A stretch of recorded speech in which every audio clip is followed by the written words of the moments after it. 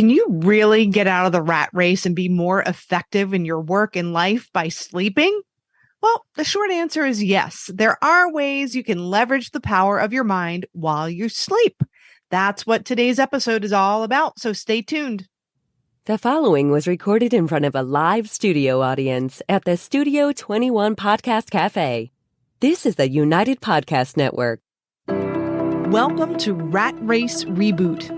I'm your host, Laura Noel. And as a certified coach and former 27-year military leader, each week I provide bite-sized mindset pivots that will help you reset your mind, reawaken your spirit, and regain your control.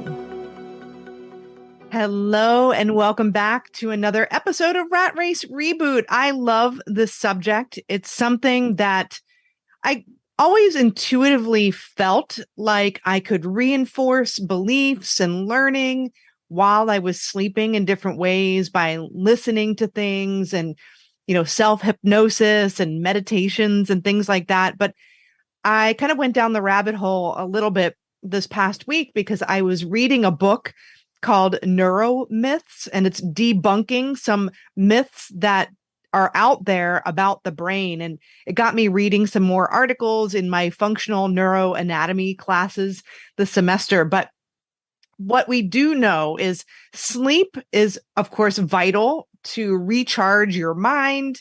It's vital for memory consolidation. It's also important for learning.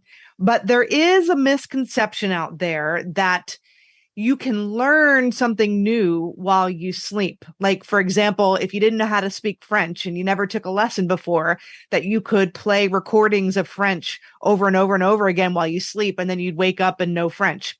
And that's actually not true. You'll probably lose a lot of sleep listening to a recording of French, and then that will impede your ability to memory consolidate and learn. So it'll have the opposite effect of what you're trying to do. But there is a sleep researcher, and in this Neuromyths book, the author cites him, Alan Hobson. He's been studying sleep and made it his whole life's work, really. But from the physiology of it, from dreaming in a conscious state, to lucid dreaming, to neuronal activities, to memory and learning during sleep. And that's just to name a few of the things. But what I've gathered from this is what you can do.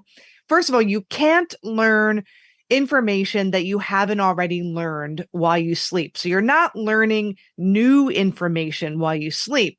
But what you can do is you can rehearse something that was already known or taught before sleeping. So even Albert Einstein reported some level of motor memory practice that can happen during sleep. So, for example, if you are practicing piano or working on your golf swing, you can mentally rehearse that from your memory stores while you're kind of practicing it while you're sleeping. It's similar to visualization. You're mentally rehearsing something while you're meditating or visualizing. And actually, there's been studies on that where the parts of your brain fire as if you were actually physically engaging in that activity. So that's how powerful that can be. But problem solving can also be leveraged by using knowledge that you already have stored inside of you while dreaming. And so I thought this was interesting, and I put the study and the link of this in the show notes, as well as the link to that Neuromyths book as a starting point for you if you're nerding out over this like I am.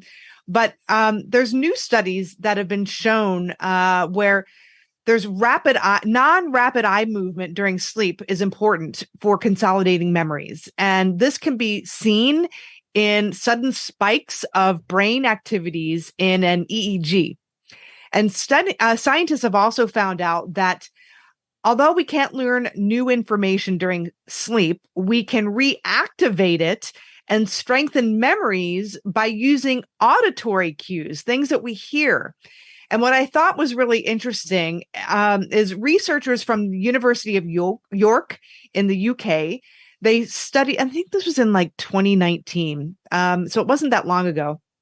They studied 46 participants as these participants learned associations between words and pictures before napping. Okay, so half of those 46 individuals took a 90-minute nap while half stayed awake to work on memorization. And words for the nappers were replayed quietly for the nappers to help kind of trigger the associations and the memories. And what they found was memory was better for the pictures that were associated with words while sleeping. They could also see that activation in the brain using an EEG when the words were being played. So they could actually see those spikes.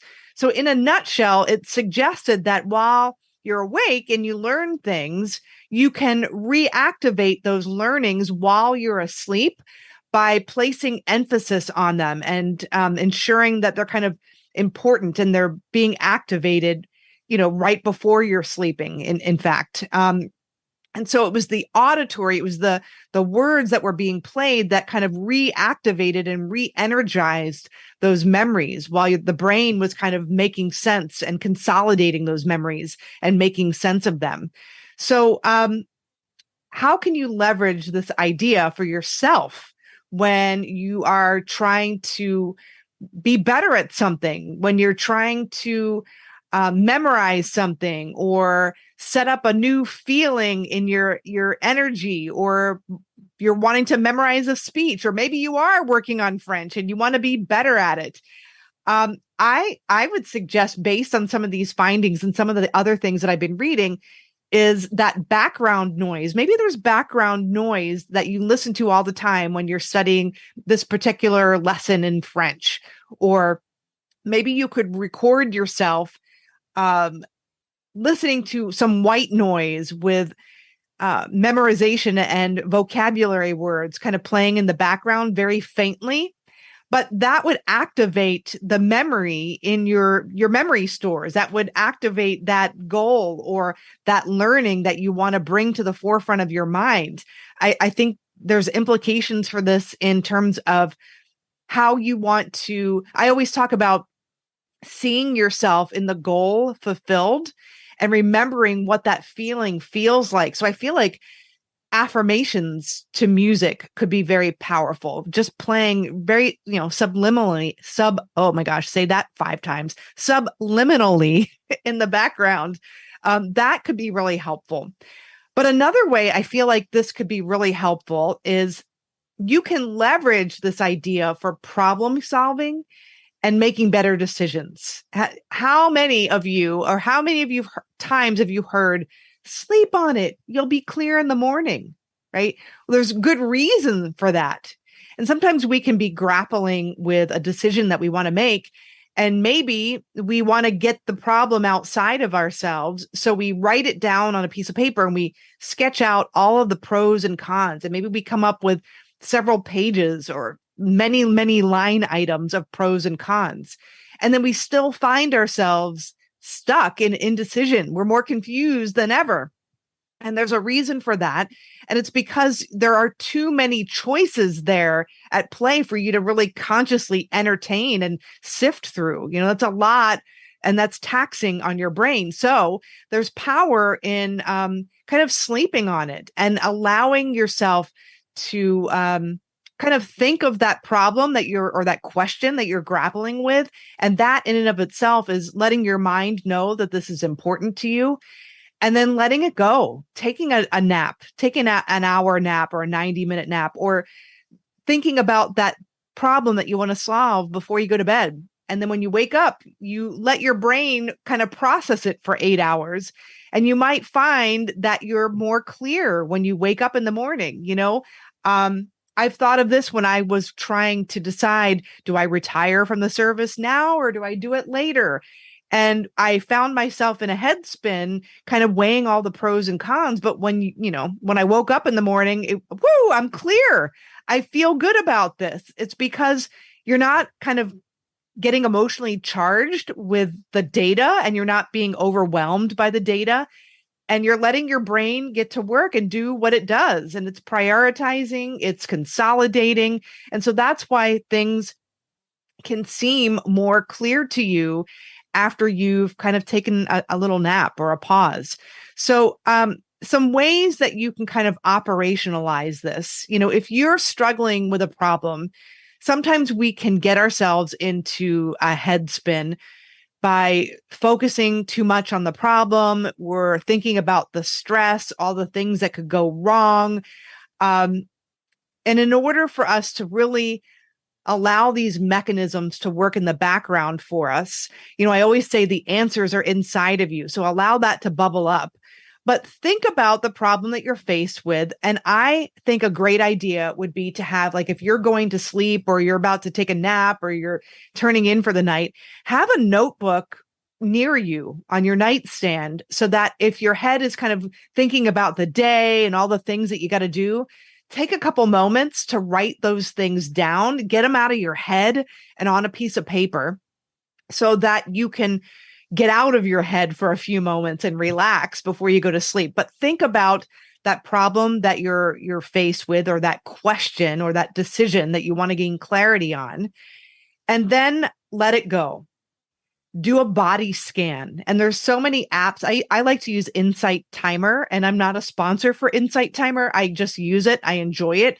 It's a free app. They have a paid version too. And there's lots of sleep meditations that you could do. Yoga Nidra is kind of a way to relax. You can do that in the middle of the day to take a 20-minute nap, right? And go and just really relax the body and the mind. But practice your breathing. Get out of the head after you've thought about your goal, and then take a couple of moments to visualize the outcome that you would like to have in this situation or this problem or decision making that you're faced with.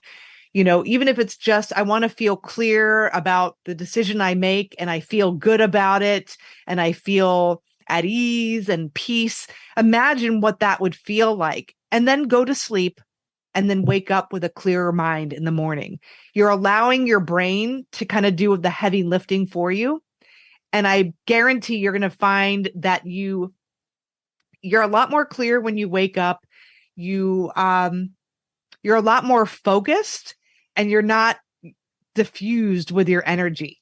And you're a lot more effective in some of the things that you're trying to leverage and working through your memory. You're going to find that you have better memory for what it is. Well, if you're trying to build a new self-image, you'll have a better energy within you and that feeling within you and memory of what that feels like, what that walk, talks, thinks, sounds like in your beingness. And I always talk about how it's important for you to attract the things that are in harmony with your goal and to attract your goal to you as you're moving toward your goal. It's important to live from that goal and to know what that feels like, what that experience is like.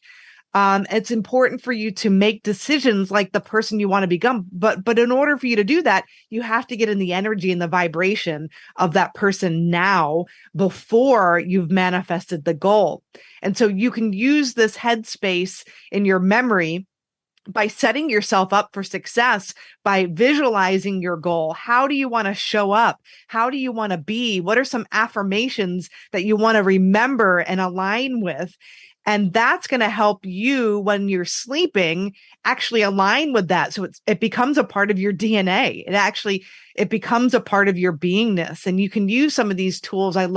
Read these articles and read that Neuromyths book. You can really use some of these ideas to practice and try things, experiment with yourself, try some of these auditory cues while you're sleeping. That doesn't mean blast loud music while you're sleeping, but experiment. Try some white noise when you're sleeping or some words of affirmation that you really want to get embedded. And that will kind of tap into memories that you already have. Think about something that you're challenged with and the end result. And the answers, again, they're inside of you. So you're not learning something new, but you're tapping into and leveraging the creativity and the memories and the possible solutions, things that you've learned from somebody else, things that you've seen somebody else do to break through maybe a similar problem. these things are stored in your memory. And so these things will bubble up. That's my scientific term, bubble up to help you just be a better problem solver. It's a different way of tapping into different aspects of your brain rather than having that narrow focus and that grind kind of mentality, which we talked about in the last episode when I had Steve Gamlin on the show. But try that. I would love to hear your thoughts and how that works out for you. I put some resources in the chat. Go to ratracereboot.com, leave your comments, leave a 5-star review if this has been helpful for you, and ask your questions there. I read these comments all the time, and we would love to see them there. We'd love to help you out and dive deeper into some of these subjects. But I am grateful that you have listened again today. And as always, share this show with anyone that you think would benefit. Go to ratracereboot.com, leave your comments, and also you can subscribe and download some 3-minute meditations to help you focus. And that would be a great thing for you to listen to before you go to sleep and priming your mind for what it is you want and tapping into that aspect of your creativity. But remember, everything is created twice. First in your mind and your imagination, and then in physical form. Use your mind wisely, and we will see you next week. Have a great week. The views and opinions expressed by the hosts, guests, or callers of this program do not necessarily reflect the opinions of the Studio 21 Podcast Cafe, the United Podcast Network, its partners, or affiliates.